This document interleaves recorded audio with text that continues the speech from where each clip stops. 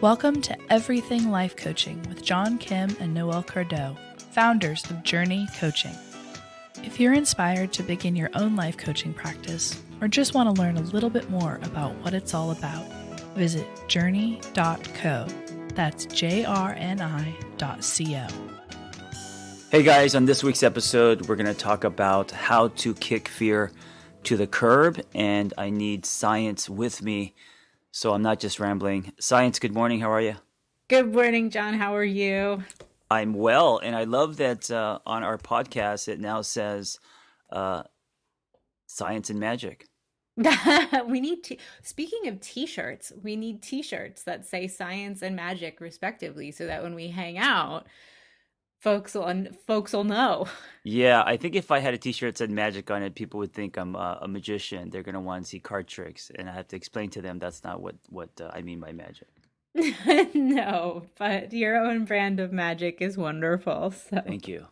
All right, with the new year, the new decade coming, fear is a big topic. Obviously, fear is one of those things that we're going to have to wrestle with for the rest of our lives, but we don't have to allow fear to stand in our way of our goals.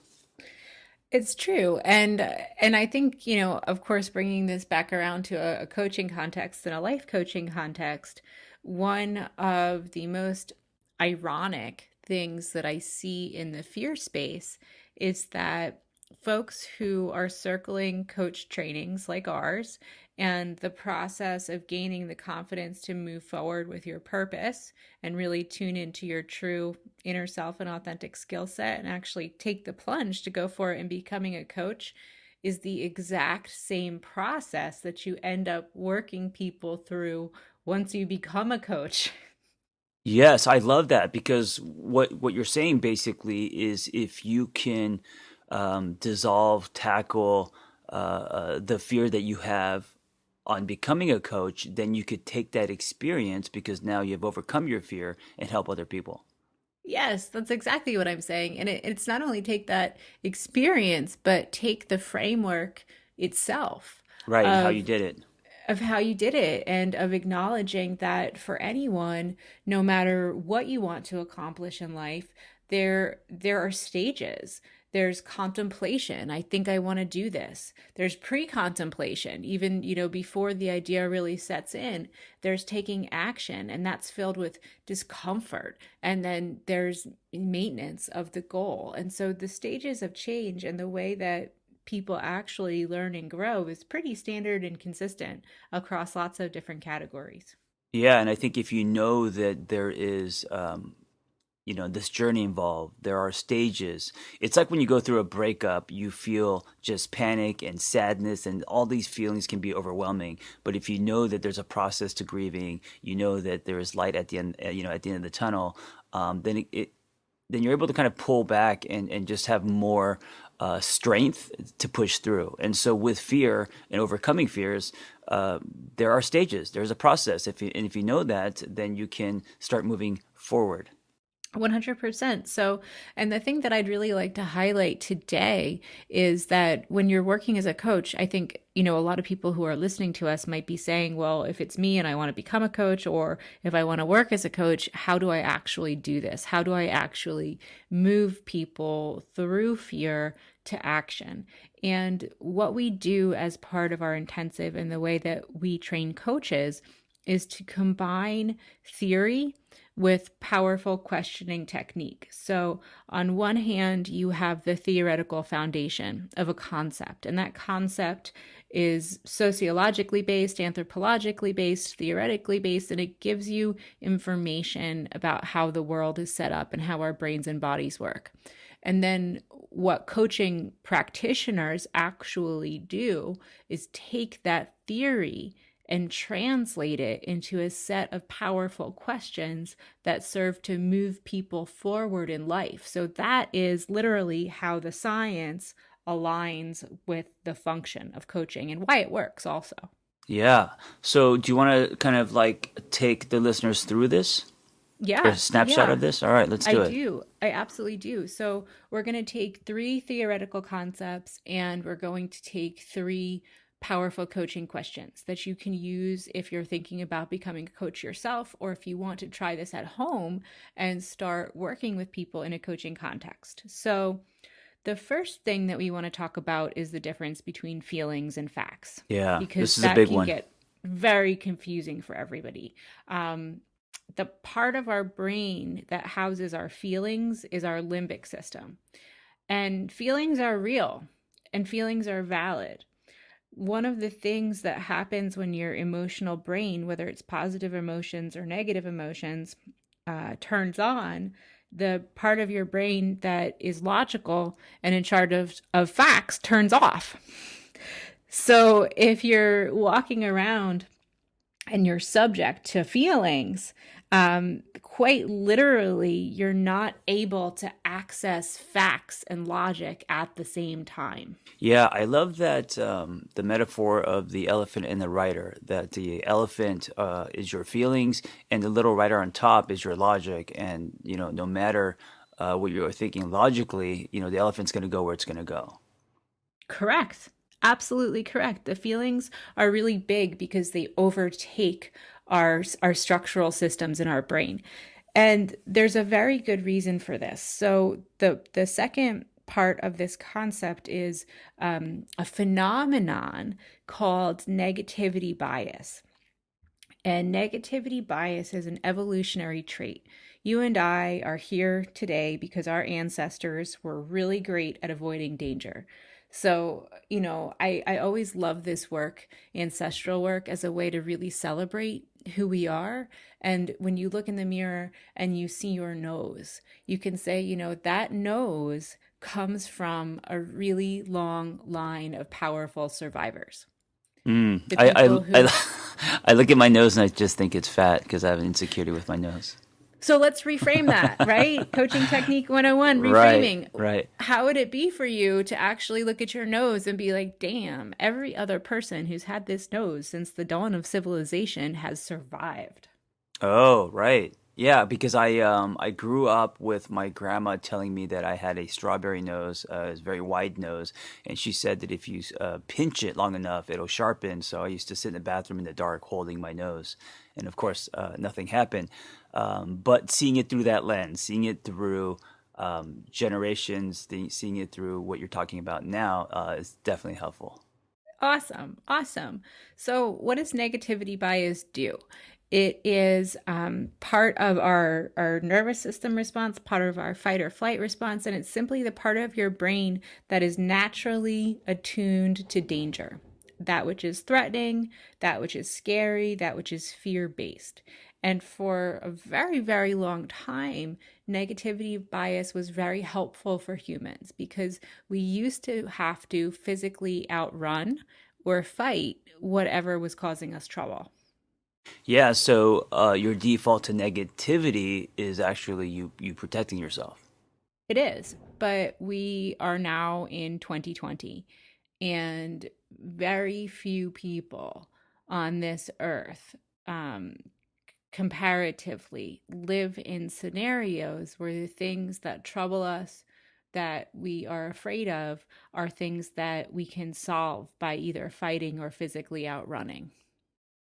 So we kind of have this like hangover evolutionary trait that doesn't necessarily serve us. So, that's step one in coaching, is to say to your clients or to yourself, hey, I'm afraid of this thing and the fear is really present. Is it possible that negativity bias is skewing my lens? And that the context in which this fear actually exists is much broader, and there's a lot of other information to take into account beyond this tiny, narrow thing that I'm really focusing on. It almost gets you to pull back instead of drowning in your feelings. When you kind of understand how you work and why you're feeling this way, it gets you to pull back and see a bigger picture. And that bigger picture is ultimately what is life-giving. To be able to hold it up and say there's a really big difference between feelings and facts. And the fact that I'm experiencing these feelings is actually evolutionary. So Is this a feeling or is this a fact? And if it's a fact, let's prove it. Yeah, most people don't question if it's a feeling or a fact. They feel something and they allow that feeling to hijack them, Hmm. right? And they Yeah. remain subject to it. They Yeah, remain subject to it. and they never, they never end up running toward or conquering their fears. So they just end up living in a circle, and then fear is what ends up keeping them stunted, their potential. Exactly. So guys, the coaching technique here is psychoeducation. It's introducing the concept of negativity bias to your clients or to people in your life so that somebody has the opportunity to consider the difference between feelings and facts. And that's the powerful question. Is this a feeling or is this a fact? So once you understand this, then what? Well, that leads us to our next point, which is really what you were just talking about how most people just remain subject to their feelings if they don't really make changes, right? Um, so that's where social construction theory comes into play. Social construction theory is something that we teach in the intensive. It's one of the theoretical underpinnings of appreciative inquiry, which is an awesome coaching framework. And social construction theory is the idea that you have a cardboard box on your head when you're born and when you grow up and in life. And that cardboard box is filled with labels. And those labels tell you the level of education that you can receive, where you can live, how far you can travel, who you can love, what clothes you should wear, what you can look like, how you can and should adorn your body, the music that you can listen to, what you can do with your time, all of the things that go into the bucket of shoulds. Yes, they are the blueprints that we try to trace as adults that we've been programmed to believe, and all I think it's all, advertising, it's family, friends, society, culture, all of that kind of in one bucket. Yes, and I love that you said it's programming because, programming is a construction all of its own. And so this is social construction theory because if you take the box off of your head or you decide to walk away from that bucket of labels, the actual true reality is that life is pretty much limitless and you can change. You can grow. You can do things that you never believed you were capable of. And so, a lot of the work that we do as coaches is helping someone to collect the courage to take the box off their head and for the first time look out into the world with clear eyes and see the expanse of possibility. Yeah, and as a coach, you're not just being a cheerleader, right? You're not just saying you can do it and all that. You're actually exploring, guiding, and helping them create new blueprints, so they're not, tracing the old ones that that aren't may not be honest to them anymore. And so what you're doing is you're kind of indirectly making them less afraid. Absolutely. Absolutely. And so, if you're listening and you're thinking, well, how exactly do I do this? The set of powerful questions that I like to use when working with social construction theory is to ask someone, whether it's a client or a friend or a family member or even somebody on our team, has it been done before? And if so, why not you? I love that question, especially today, because in the world that we live in, especially now with all this information and people, creating new and exciting career paths, and especially in coaching where there's just an explosion and an abundance. Um, it's been done. Meaning people are doing this around us, and we see it. Exactly. And you can access role models. So, we're doing this foundational work of saying, okay, you're experiencing fear. That's normal and natural. It's probably a result of negativity bias. And then we're really clearing out the cobwebs and saying, okay, what is the social construction that you've been subject to? What are the limitations that you've been telling stories about to yourself? And if you want to know if you're full of shit or not, has it been done before? Has anyone ever done this thing that you want to do? And if they have, what's stopping you? I love that question. What is stopping you? If you What is answer stopping you? if you answer it honestly, that's where you start. It's where you start. So then the next step is our third theoretical concept, which is that of self-efficacy. And self-efficacy is one of the building blocks of confidence. Self-efficacy is this idea. So we're going from has it been done before? If so why not you? To okay, so how are you going to do it? And self-efficacy teaches us that we have all of the tools that we need to learn new things. Yeah, and I think this is a really hard pill to swallow. But I think once you realize that it's not about having a certain thing that you have to obtain. It's about believing that you have what it takes. So it's inside you. You have this ability, and you will grow, adjust, or you will learn, or you will build. And that's the variable. I think that's where you actually start to believe that anything is possible. Anything is possible. And a lot of times that sentence, anything is possible and you have what it takes. People assume that there's going to be an overnight transformation or it's going to be like flipping a switch. But in reality, the way that self-efficacy works and the way that building these muscles work is that you build up over time many, many, many small mastery experiences that give you tools, motivation, confidence, and basically evidence that you are capable, that things have gone well in the past, that you can learn and master new things, and that you are capable of harnessing resources to compel yourself to move forward in life. I love that you said evidence, that we are searching for evidence that we can, and they kind of become these notches in our belt that that keep pushing us forward.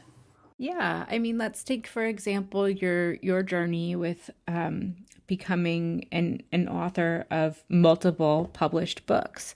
So you started out with writing in a lot of different ways. If you're looking back along the way, what were some milestones that led you to believe you were capable of writing a book? One was actually doing it. So starting with an idea, then one chapter, one paragraph, one sentence, actually having a book in my hand. So just self-publishing, and of course, there was typos, and it was very, very, very John Kim. But to actually hold a book in my hand and flip through it gave me the internal shift that you could go from idea to creation, and that it is possible. And it became a tangible thing. Yeah, like I was able to touch it, flip through the pages. I was like, "Oh, this is something I had in my head. Now it's in my hand." So that was kind of the first domino. And so it moved from idea to reality. What about your work in blogging and writing for other publications? Yeah, I think with that it was going from just kind of putting your head down and writing in your diary and posting them for years, and then starting to see your articles on like Psychology Today, Mind Body Green. Once I saw my words on other platforms, that shifted something in me. It shifted something in you in terms of the value, what you're capable of doing, how far you're capable of going. So what we're seeing there is the lived experience of John dismantling his own social construction Also, evidence. and evidence. Yep, that's the self-efficacy. It's the belief that I can do this, I can do new things. And what we do as coaches is dump all the life Legos out with our clients and put them all out on the ground and say, okay, what's a cognitive distortion that needs to go in the trash bin? What's an action step that needs to be moved up to this month, next month? What is something that you can do today?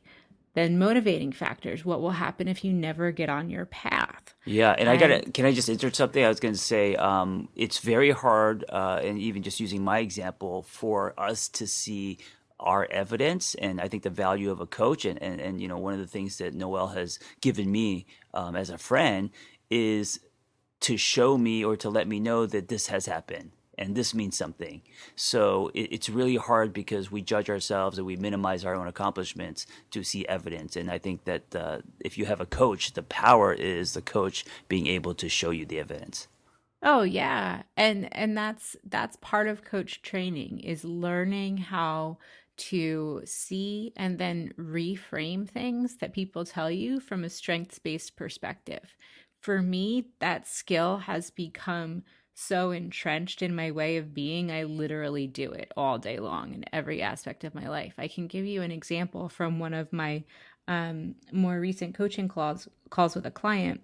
I had a client who said to me, my boss emailed me a job description for a position that is similar to hers, the boss, in another city. And why the hell would she do that? I'm not qualified for that job. Is she telling me I should start looking? So putting on my coaching hat from a strengths-based perspective, I said to my client, hey, is there a chance that your boss was actually showing you a job she thinks that you'd be really good at and letting you know that she thinks you're capable of growth and a promotion?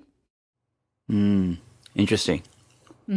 Interesting, right? Same scenario, Right, different right. lens. Different One lens. was fear, one was power. This is why everyone wants to be Noelle's friend. 20 free coaching 24/7. It's true. It's really true. It's really true. So, let's tie this all together with a bow. How does this work? So, what we have here is a three-pronged process. So, looking at negativity bias, your fears, are they grounded in feeling or fact? And then, this is specifically talking to all of you guys who are out there circling our program, wanting to become coaches. The thing that you're being called to do, the thing that you'd be really good at, has it been done before by anyone else? And if so, why not you? And then I want to drop in a punch here. What will your life be like 5 years from now and 10 years from now if you don't get on your path? Yeah, that's another really powerful question. What is at stake if you don't? Yep. And so then once we get over that mountain of fear busting, then we move into the action steps, gathering evidence for the path forward, making a list of things that you have learned, changed, done, and accomplished that were scary at first. And then that sets the foundation for future growth forward. Yes. So if you're listening to this, first apply this to yourself, but also know that as you do, these are some of the techniques that you can use to help other people to actually coach. Yeah.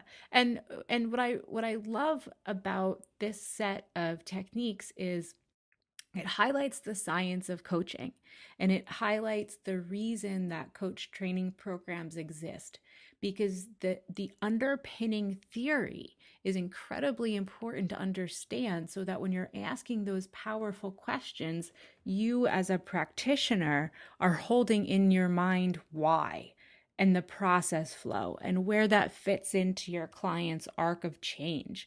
And it really is a truly valuable skill set that benefits so many people. Yeah, I love it. Thank you so much for this conversation. It's so timely with the new year. Yes, yes. So guys, think about your future year ahead and what fears you might like to step aside from in order to get what you truly want out of life. Yeah, guys, make this a year that changes everything, and come ride with us. Check us out at JRNI.co. And if you're interested in more techniques and you feel that you have a tug, a feeling that you want to help other people, do it with us. It's fun. It is fun. Yes.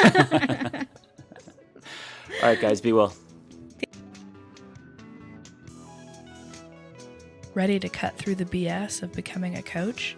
Snag John and Noelle's 6-step guide to becoming a life coach at JRNI.co/everything. That's JRNI.co/everything. If what you've heard here today speaks to you and you want to learn a little bit more about becoming a coach, visit JRNI.co, JRNI.co. We've graduated nearly 1,000 coaches and offer vibrant community, strong lifetime support, and world-class coaching education. We're fully ICF accredited and look forward to watching how you use coaching to make a bigger impact in the world around you.